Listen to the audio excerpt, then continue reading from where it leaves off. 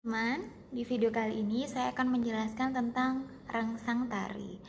Jadi begini, biasanya seorang koreografer atau penata tari, sebelum mereka menciptakan suatu karya tari atau gerakan atau segala sesuatu yang berkaitan dengan konsep mereka, itu mereka selalu mencari inspirasi. Nah, inspirasi ini mereka dapatkan melalui rangsang gitu.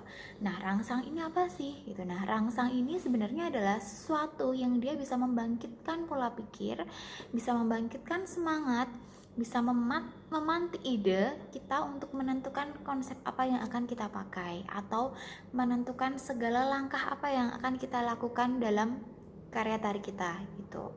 Nah, rangsang itu dibagi menjadi 5. Yang pertama itu ada rangsang auditif, rangsang visual, rangsang gagasan, rangsang rabaan atau rangsang peraba, dan rangsang kinestetik. Nah, saya akan mulai menjelaskan dulu dari rangsang yang pertama, yaitu rangsang auditif. Rangsang auditif itu adalah rangsang dengar. Jadi begini, terkadang seorang koreografer dalam menciptakan suatu tari, katakanlah saya koreografer, saya ingin menciptakan suatu tari, saya membutuhkan sesuatu yang kira-kira itu bisa memantik saya, tapi itu dari segi pendengaran gitu. Itu jadi saya dengan sengaja saya coba saya dengerin sesuatu yang bisa saya dengar. Itu apa? Bisa jadi suara-suara yang dihasilkan dari suara radio atau suara televisi, atau bisa jadi itu adalah suatu suara mesin cuci, suara AC, apapun lah, suara buku, suara apapun. Jadi segala sesuatu yang dia menghasilkan suara itu bisa menjadi inspirasi seorang koreografer untuk menciptakan karya gitu. Nah, sekarang dibalik, koreografer itu bisa, rangsang itu bisa kita cari atau rangsang itu yang memantik kita. Jadi misal saya ingin membuat karya gitu, tapi suatu hari saya perjalanan saya datang ke pasar gitu. Lalu di pasar itu saya mendengar hiruk pikuk tentang penjual dan pembeli. Mereka mengobrolkan tentang segala sesuatu yang ada di pasar. Nah, dari situ saya terinspirasi, dari obrolan, dari pendengaran saya itu saya terinspirasi kalau oh, ini percakapan ini ternyata bagus juga ya ketika ini dijadikan suatu karya koreografi misalnya. Itu artinya suara yang di situ itu memantik saya untuk membuat suatu konsep karya tari gitu.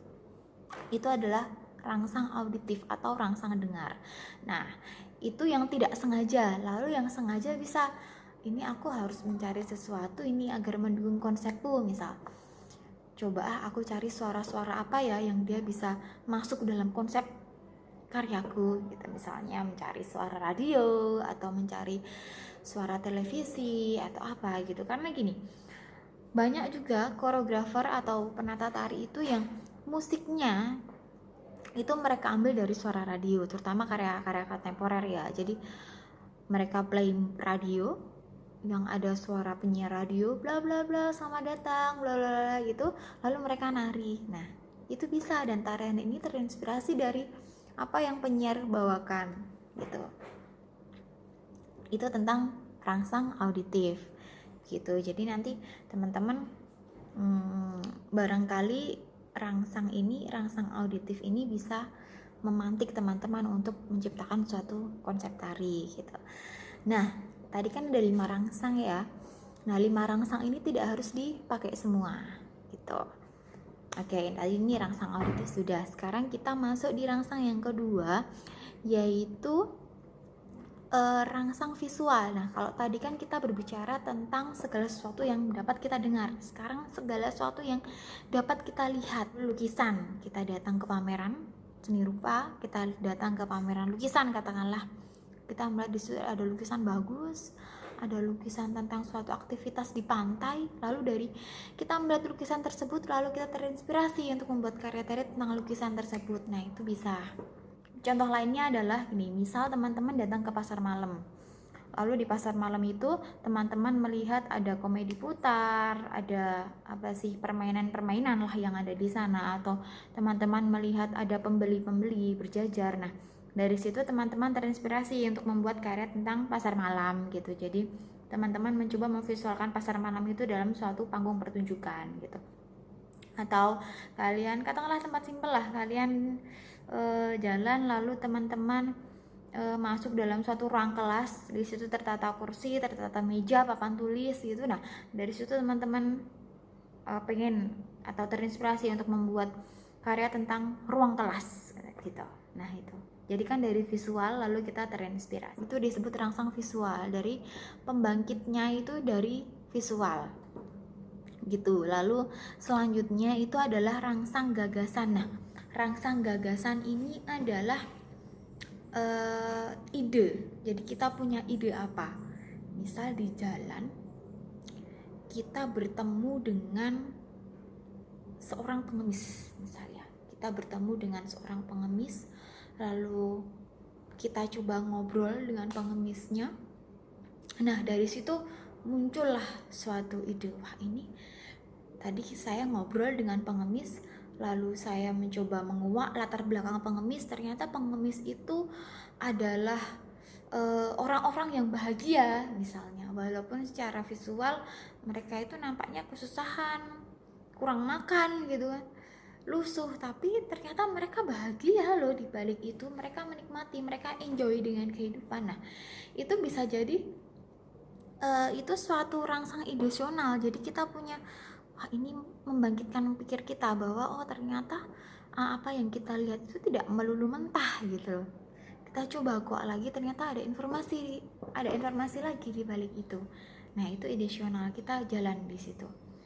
Lain untuk yang rangsang edisional, misal begini, misal saya melihat suatu papan tulis kosong, katakanlah warnanya putih, lalu dari situ saya muncul edisional saya nih, wah, warna putih ini kan seperti kehidupan yang suci ya gitu. Kehidupan yang suci itu bisa disimbolkan dengan adanya bayi yang baru lahir.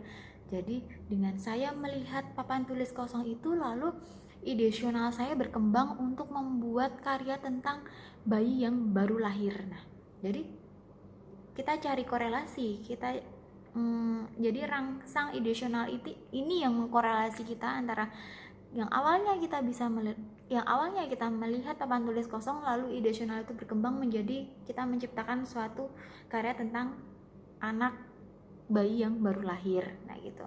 Garis merahnya adalah sama-sama putih, sama-sama suci, putih dalam tanda kutip. Nah, gitu. Itu tentang ideasional. Lalu ada juga ideasional tadi bisa disebut sebagai rangsang gagasan, karena gagasan itu ideasional gitu ya. Penyebutannya ada dua. Lalu rabaan. Nah, rabaan ini adalah rangsang peraba.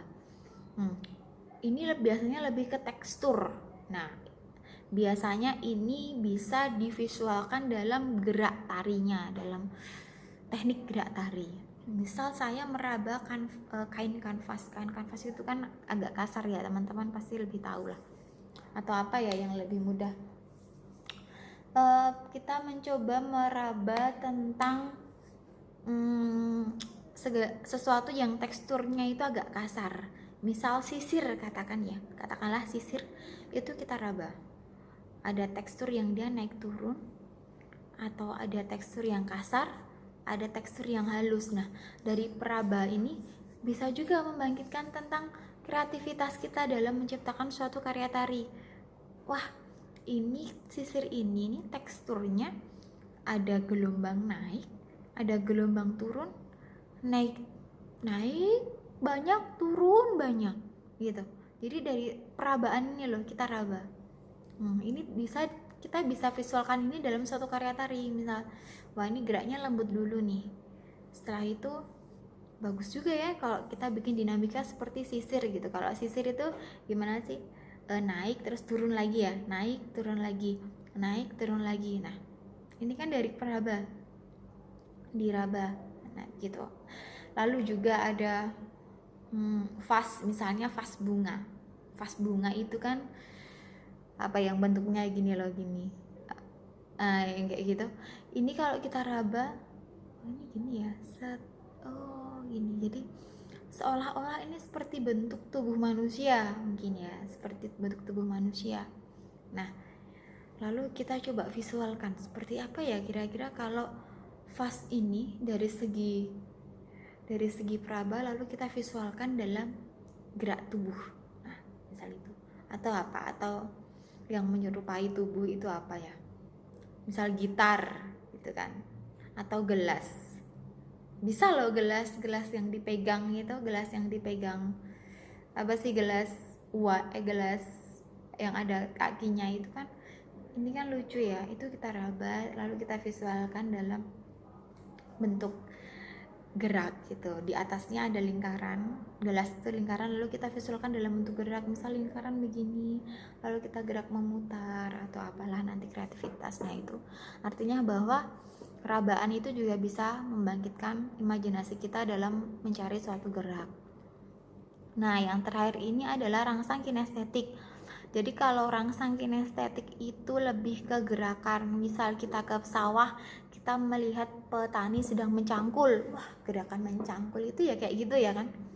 Pegangan cangkul diayunkan ke bawah mengenai tanah atau objek yang akan dicangkul. Nah, dengan gerakan ini saat itu bisa juga kita kembangkan jadi sebuah koreografi kan gitu. Jadi memang dalam koreografi, dalam kita menciptakan koreografi itu kadang kita butuh sesuatu yang memantik kita gitu. Nah, kalau gitu berarti teman-teman butuh ini untuk melihat 5 rangsang tadi, kira-kira apa ya, hal apa yang bisa membantu kita, yang bisa mempermudah kita untuk menciptakan, untuk mengembangkan suatu koreografi. Nah gitu, ini sangat membantu. Jadi kalau kita bikin koreografi cuma diam, itu akan susah. Jadi kita juga perlu proses kognitif dulu. Kita perlu pematangan konsep itu melalui rangsang-rangsang begini. Kita jalan-jalanlah dulu ke pasar, kira-kira nanti kita akan menemukan rangsang kinestetik apa ya gitu. Kita akan menentukan rangsang visual apa ya.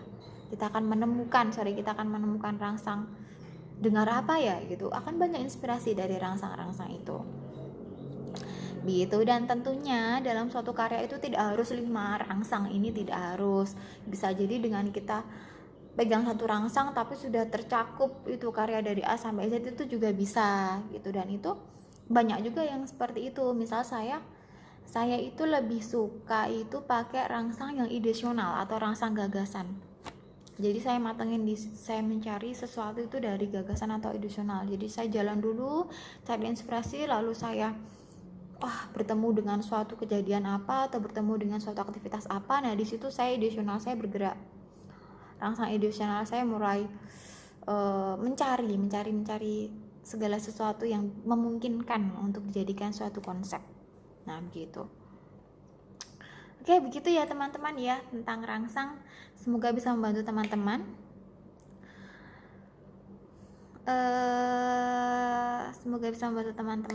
Terima kasih teman-teman sudah menyaksikan video ini.